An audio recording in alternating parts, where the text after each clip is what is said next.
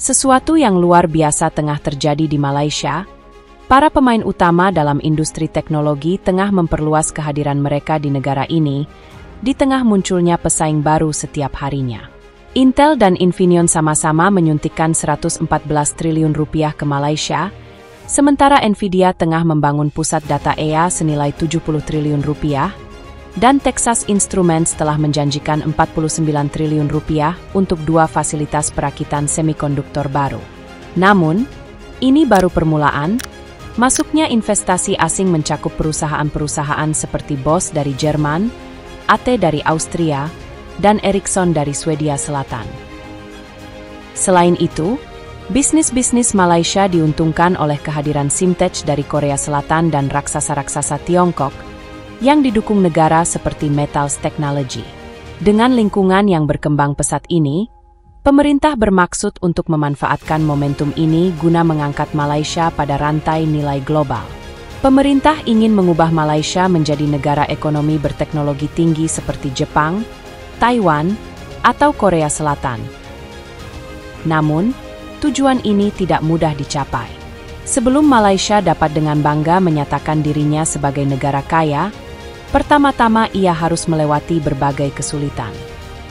Sementara beberapa hambatan ini disebabkan oleh dirinya sendiri, yang lain berada di luar yurisdiksinya, seperti lokasi geografisnya yang strategis di tengah konflik perdagangan Amerika-Tiongkok. Tanggung jawab ada pada pemerintah untuk mengamankan investasi sebesar 1,8 kuantiliun untuk menjadikan dirinya sebagai pusat semikonduktor global berikutnya. Kegagalan untuk melakukannya akan membuat Malaysia rentan terhadap keretakan regional dan global. Kunci untuk menghindari kesulitan tersebut adalah terletak pada peningkatan kekuatan ekonominya di dalam negeri. Oleh karena itu, Malaysia harus mengambil tindakan yang berani dan tegas. Malaysia telah berupaya keras untuk beralih dari manufaktur kelas bawah ke industri bernilai tinggi, seperti Korea Selatan. Malaysia menghadapi kesulitan dalam meningkatkan ekonominya. Malaysia dan Korea Selatan mengalami kesulitan pada tahun 1960. Awalnya, angka PDB per kapita mereka sebanding, tetapi seiring pertumbuhan ekonomi, upah meningkat pesat yang menyebabkan penurunan daya saing karena biaya tenaga kerja yang lebih tinggi. Situasi ini yang dikenal sebagai perangkap pendapatan menengah, menempatkan negara-negara dalam keadaan tidak sepenuhnya makmur atau sepenuhnya miskin. Pada tahun 1985, Korea Selatan berhasil terbebas dari perangkap pendapatan menengah. Melalui investasi dalam inovasi dan peningkatan produktivitas, PDB per kapita Korea Selatan dengan cepat naik ke tingkat pendapatan tinggi. Namun, Malaysia menghadapi jalan yang berbeda. Mereka tidak dapat mengembangkan industri inovatif tepat waktu dan tetap terjebak. Sekarang, Malaysia ingin memperbaiki keadaan karena ketegangan yang memanas antara Beijing dan Washington. Perusahaan teknologi besar mengadopsi strategi yang disebut China Plus One untuk mengalihdayakan operasi mereka dengan tujuan meningkatkan laba dan meningkatkan keamanan. Sementara itu, perusahaan keamanan mendiversifikasi investasi mereka dengan merambah pasar di sekitar. Inti dari tren ini adalah persaingan ketat untuk memimpin industri global robotika canggih dan teknologi hijau yang berkembang pesat senilai 10 kuadriliun rupiah. Malaysia secara unik ditempatkan dalam perlombaan teknologi ini, dengan lokasi dan infrastruktur yang kuat, industri konduktor semik yang mapan, dan tenaga kerja berbahasa Inggris yang terdidik. Malaysia memiliki keunggulan atas persaingan regional untuk menjadi raksasa chip dunia berikutnya. Sebagai tambahan, Malaysia telah memegang 13% pangsa pasar dunia di bidang perakitan, pengujian dan pengemasan semikonduktor kelas bawah, faktor yang menyumbang 25% dari PDB negara itu untuk mengubah Malaysia menjadi Taiwan berikutnya. Perusahaan lokal seperti Silterra dan Opstar Technology yang ingin memanfaatkan masuknya bakat asing untuk berekspansi ke kegiatan kelas atas, seperti fabrikasi wafer, dan desain sirkuit terpadu. Untuk tujuan ini, Malaysia telah meluncurkan Rencana Induk Industri Baru 2030. Serangkaian kebijakan ambisius yang bertujuan untuk meningkatkan produksi dalam negeri dan menempatkan dirinya sebagai pusat pembuatan semikonduktor dunia berikutnya. Malaysia harus maju atau mundur dalam rencana berskala besar ini, karena pencapaian yang besar seringkali disertai dengan risiko yang besar. Sejak tahun 1970, negara ini memiliki rekam jejak yang beragam dengan inisiatif semacam itu. Setelah dekolonisasi, Malaysia menunjukkan tekad yang kuat untuk merombak ekonominya dengan menerapkan kebijakan ekonomi baru. Kebijakan ini bertujuan untuk mendistribusikan kembali kekayaan secara internal dan menjauh dari ketergantungan semata pada ekspor bahan mentah seperti karet dan timah. Namun, fokus pada pencapaian kesetaraan yang ditentukan secara etnis menyebabkan kerusuhan hebat yang mengakibatkan pengusiran etnis Tionghoa dari Singapura pada tahun 1964.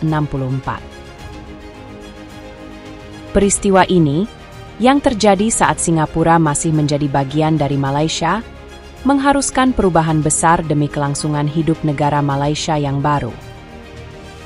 Anggota parlemen setempat dengan cepat mengambil tindakan, dan dalam 10 tahun, Malaysia berhasil mengubah dirinya menjadi negara industri. Munculnya sektor semikonduktor lokal dan pertumbuhan berbagai industri membantu Malaysia membangun reputasinya. Meskipun ada kemajuan ini, negara tersebut tetap sangat bergantung pada manufaktur berbiaya murah. Untuk mempercepat peralihan menuju ekonomi berpendapatan tinggi, pemerintah menginvestasikan sejumlah besar uang untuk mengembangkan industri berteknologi tinggi. Sayangnya, aspek penting diabaikan. Penelitian dan pengembangan sama sekali diabaikan. Kelalaian ini pada akhirnya menentukan masa depan Malaysia. Lebih jauh lagi, kebijakan pemerintah yang ditujukan untuk redistribusi kekayaan secara tidak sengaja memicu masalah dengan ribuan non-etnis meninggalkan negara itu secara permanen.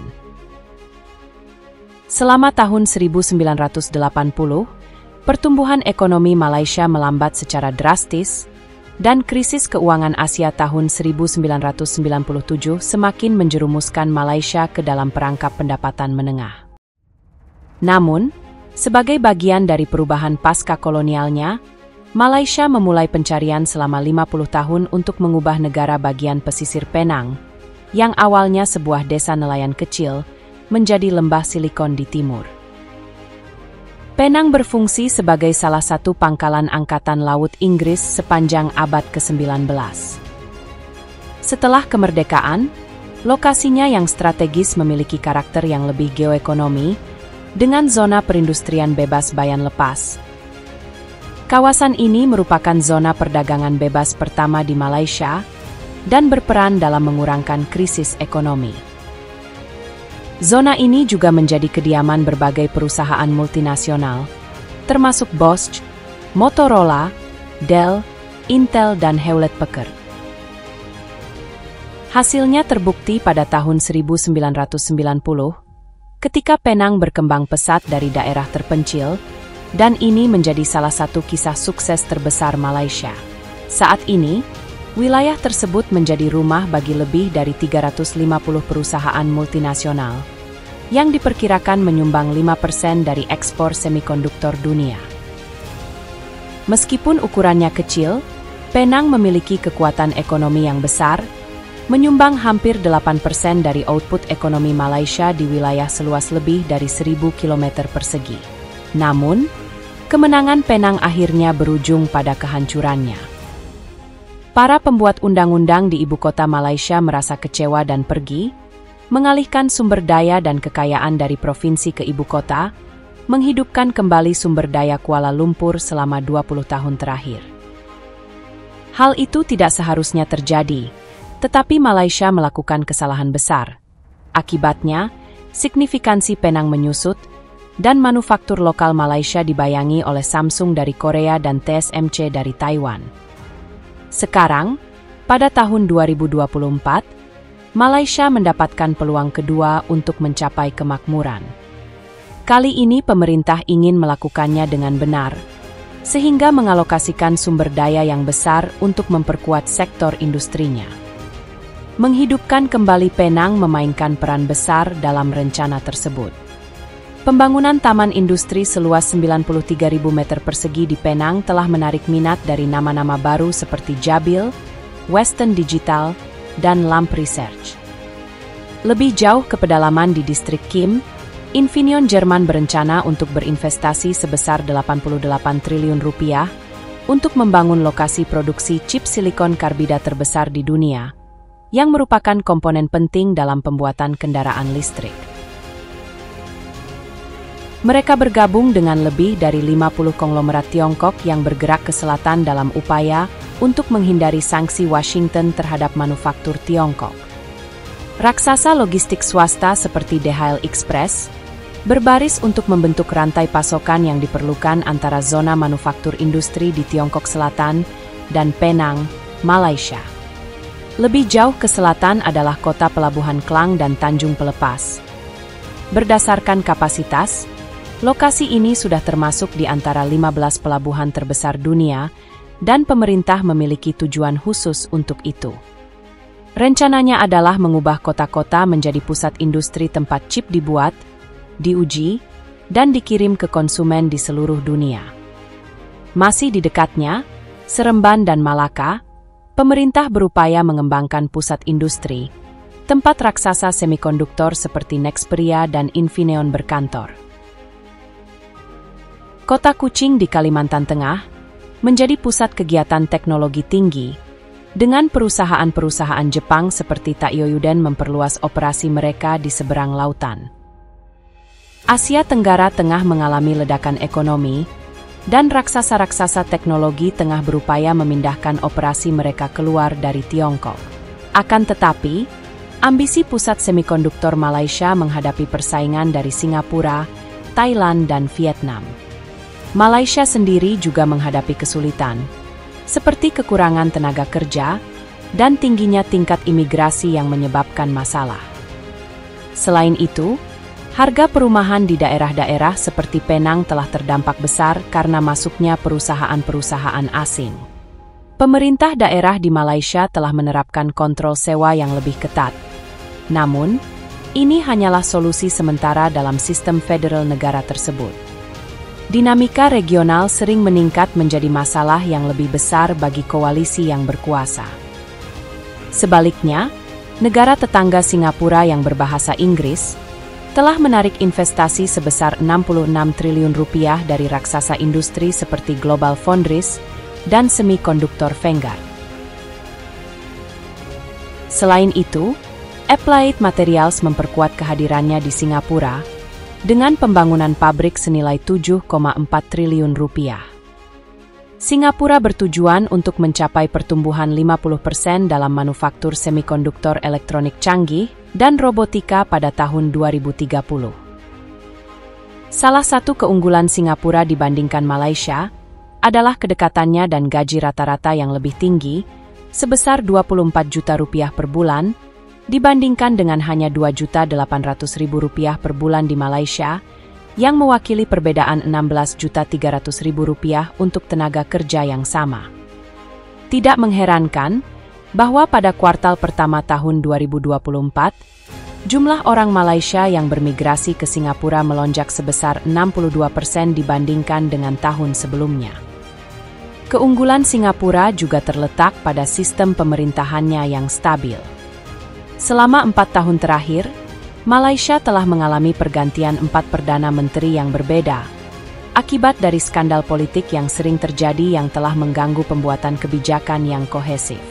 Perusahaan-perusahaan besar yang ingin berinvestasi memprioritaskan stabilitas politik yang tidak dimiliki Malaysia. Contoh kasus yang ilustratif adalah perdebatan sengit mengenai penerapan pajak barang dan jasa pada bulan April 2015, yang diperkenalkan oleh Perdana Menteri saat itu Najib Razak, tetapi dibatalkan oleh Mahathir Mohamad setelah menjabat pada bulan Mei 2018. Selanjutnya, Perdana Menteri saat ini, Anwar Ibrahim, telah mengusulkan untuk memperkenalkan kembali pajak tersebut. Lingkungan legislatif yang tidak konsisten ini sangat kontras dengan Singapura, di mana raksasa teknologi menemukan sistem administratif yang andal dan stabil untuk menjalankan bisnis. Singapura bukan satu-satunya pesaing di kawasan tersebut.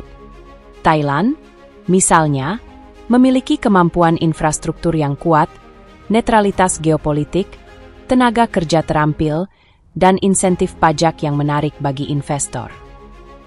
Hal ini telah menggelitik minat Sony Group, yang telah menggelontorkan hampir 9,8 triliun rupiah kepada 17 proyek di seluruh negeri. Demikian pula, Vietnam telah menarik perhatian para pemain besar seperti Samsung, yang telah menginvestasikan 54 triliun rupiah untuk mendukung produksi semikonduktor. Dengan lokasinya yang strategis di dekat zona industri selatan Tiongkok, dengan lingkungan politik dan demografi yang lebih stabil, Vietnam muncul sebagai pesaing potensial di pasar chip dunia. Malaysia, di sisi lain, percaya bahwa mereka masih memiliki kartu as di balik lengan bajunya. Kedekatannya dengan para pesaing tetangga sebenarnya dapat menguntungkannya. Misalnya, daripada bersaing langsung dengan Singapura, Malaysia dapat mengeksplorasi peluang untuk berkolaborasi, memposisikan kedua negara sebagai perpanjangan yang saling melengkapi. Perusahaan-perusahaan Malaysia mampu merakit, menguji, dan mengemas chip yang dibuat dan diproduksi di Singapura. Namun, agar kemitraan industri ini berhasil, kepemimpinan Malaysia harus meredam aspirasinya untuk menjadi raksasa chip dunia berikutnya. Ini berarti bahwa perusahaan-perusahaan Malaysia yang sedang berjuang seperti Carsem dan Inari Teknologi mungkin tidak mendapat manfaat dari kolaborasi ini. Meskipun demikian, Malaysia akan mempertahankan dominasi regionalnya. Sangat penting bagi Malaysia untuk melangkah dengan hati-hati karena kegiatan bisnis dipengaruhi oleh keuntungan geopolitik. Amerika Serikat telah menyatakan ketidaksetujuannya terhadap hubungan bisnis Perdana Menteri Anwar Ibrahim dengan perusahaan-perusahaan Tiongkok, dan ada kekhawatiran bahwa Malaysia mungkin menghadapi sanksi serupa dengan yang dijatuhkan pada Rusia. Misalnya, Jetronics, sebuah perusahaan Malaysia, telah dikritik karena diduga memasok komponen elektronik strategis ke Rusia. Hal ini berarti melanggar sanksi. Jika Washington memutuskan untuk mengambil tindakan, mereka berpotensi menghentikan industri semikonduktor Malaysia. Oleh karena itu, penting bagi Malaysia untuk berhati-hati dalam hubungan bisnisnya. China bertanggung jawab atas impor senilai 925 triliun rupiah ke Malaysia dan ekspor senilai 212 triliun rupiah ke luar Malaysia. Impor ini terdiri dari germanium dan gallium, bahan penting untuk pembuatan semikonduktor. Lebih jauh lagi, China telah memegang posisi sebagai mitra dagang utama Malaysia selama 15 tahun terakhir.